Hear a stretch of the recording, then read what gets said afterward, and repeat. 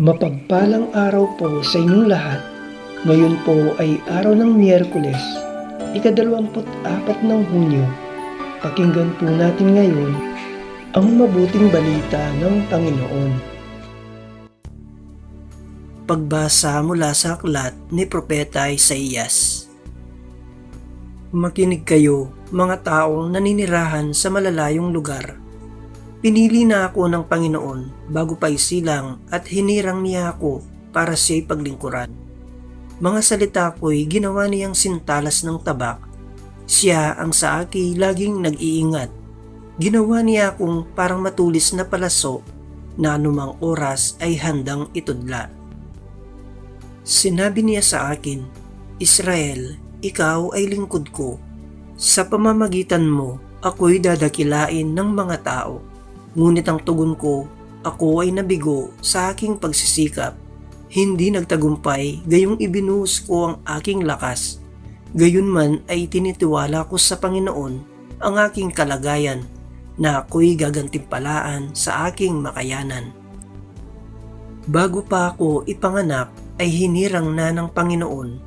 Pinili niya ako para maging lingkod niya upang tipunin ang nangalat na mga Israelita at sila'y ibalik sa bayang Israel. Binigyan ako ng Panginoon ng karangalan. Sa Kanya nagbubuhat ang aking karangalan. Sinabi ng Panginoon sa akin, Israel na aking lingkod, may mas mahalaga pa akong ipagagawa sa iyo.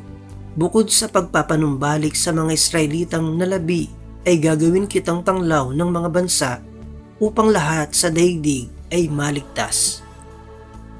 Ang salita ng Diyos. Salamat sa Diyos. Salmong tugunan. Pinupuri kita, Diyos ko, dahil ako'y nilikha mo. Ako'y iyong siniyasat, batid mo ang aking buhay. Ang lahat kong lihim, poon, ay tiyak mong nalalaman. Ang lahat ng gawain ko sa iyo ay hindi lingid. Kahit ikaw ay malayo, batid mo ang aking isip. Ako'y iyong nakikita, gumagawa o hindi man. Ang lahat ng gawain ko'y pawang iyong nalalaman. Pinupuri kita, Diyos ko, dahil ako'y nilikha mo. Ang anumang aking sangkap, ikaw o Diyos ang lumikha. Sa tiyan ng aking inay, hinugis mo akong bata. Pinupuri kita, o Diyos. Marapat kang katakutan, ang lahat ng gawain mo ay kahangahangang tunay. Pinupuri kita, Diyos ko, dahil ako'y nilikha mo. Lahat ito'y nakikintal sa puso ko at loobin. Ang buto ko sa katawan noong iyon ay hugisin. Sa loob ng bahay bata, do'y iyong napapansin. Lumalaki ako roong sa iyo'y di nalilihim. Pinupuri kita, Diyos ko, dahil ako'y nilikha mo. Pagbasa mula sa mga gawa ng mga apostol. Noong mga araw na iyon, sinabi ni Pablo, nang si Saulo'y alisin ng Diyos, inihalili si David upang maghari sa ating mga ninuno. At ganito ang patutuo ng Diyos tungkol sa kanya. Natagpuan ko kay David na anak ni Yese ang lalaking nakalulugod sa akin. Isang lalaking handang tumupad sa lahat ng iniutos ko.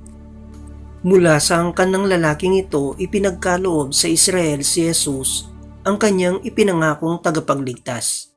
Bago siya dumating, ipinangaral ni Juan sa buong Israel na dapat nilang pagsisihat talikdan ang kanilang mga kasalanan at pabinyag. Nang matapos na ni Juan ang kanyang gawain, sinabi niya sa mga tao, sino ba ako sa akala ninyo?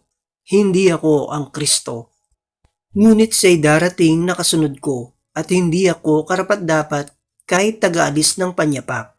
Mga kapatid kong mula sa lahi ni Abraham at mga taong may takot sa Diyos, tayo ang pinadalhan ng balitang ito tungkol sa kaligtasan. Ang salita ng Diyos. Salamat sa Diyos. Aleluya, aleluya. Ikaw, Juan ay propeta, sinugo upang manguna sa manunubos ng sala. Aleluya, aleluya. Ang mabuting balita ng Panginoon ayon kay San Lucas.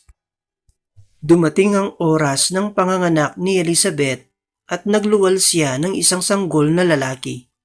Nabalitaan ng kanyang mga kapitbahay at mga kamag-anak na siya'y pinagpala ng Panginoon at nakigalak sila sa kanya. Nang ikalawang araw, dumalo sila sa pagtutuli ng sanggol. Zacarias sana ang ipangangalan sa kanya, gaya ng kanyang ama. Ngunit sinabi ng kanyang ina, hindi, Juan ang ipapangalan sa kanya. Subalit wala isa man sa iyong mga kamag-anak ang may ganyang pangalan, wika nila. Kaya't hinudyatan nila ang kanyang ama at itinanong kung ano ang ibig niyang itawag sa sanggol. Humingi siya ng masusulatan at sumulat ng ganito, Juan ang kanyang pangalan. At namangha silang lahat. Pagdakay, nakapagsalita siya at nagpuri sa Diyos.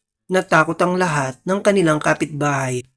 Ano pat naging usap-usapan sa buong kaburulan ng Judea ang mga bagay na ito. Pinakaisip-isip ito ng lahat ng nakaalam at ang kanilang tanong, magiging ano kaya ang batang ito? Sapagkat maliwanag na sumasa kanya ang Panginoon. Lumaki ang bata at naging malakas ang kanyang espiritu. Siya'y tumira sa ilang hanggang sa araw na magpakilala siya sa Israel.